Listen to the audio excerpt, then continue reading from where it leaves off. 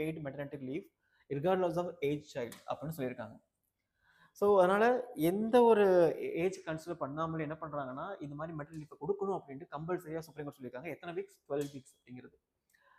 இப்போ பேக்ரவுண்ட் கொண்டோம் அப்படின்னா the legal framework governing maternity benefit in India originates from Maternity Benefit Act 1961.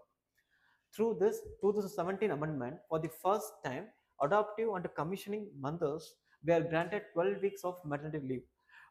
அதாவது maternity benefit act 1961ல 2017 அமெண்ட்மெண்ட்ல தான் first time என்ன பண்றாங்கன்னா 12 வீக்ஸ் கம்பல்சரியா இந்த மெட்டர்னல் பெய்ட் லீவ் கொடுக்கணும் அப்படின்னு கொண்டு வராங்க. ஓகே, அது மூலமா இந்த மெட்டர்னல் பெனிஃபிட்டை எல்லா ஃபேமிலியும் ரீச் பண்றதுக்காக என்ன பண்றாங்க, இந்த ஆக்ட் அதை என்ஷூர் பண்ணுது. செகண்ட் திங்ஸ் ஹவவர், பட் இதுல ஒரு நிறைய கன்ஸ்ட்ரைன்ஸ் இருக்கு. ஏன்னா இந்த ஆக்டில் என்ன கொண்டு வந்திருக்காங்கன்னா restrictive conditions introduction that maternity leave was available only if the adopted child was below 3 months age அப்படின்னு சொல்லியிருக்காங்க.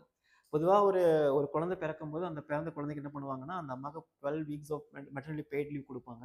பட் இதுவே அந்த உமன் ஒரு சைல்டு அடாப்ட் பண்ணியிருக்காங்க அப்படின்னா மெட்டர்னிட்டி லீவ் கிடைக்கும். பட் அந்த சைல்டு எந்த ஏஜ்குள்ள இருக்கணும், 3 மாசத்துக்குள்ள கூட ஏஜா இருந்தால் மட்டும்தான் அது கிடைக்கும் அப்படின்னு சொல்லியிருந்தாங்க. இது அதோட கண்டிஷன்ஸ்.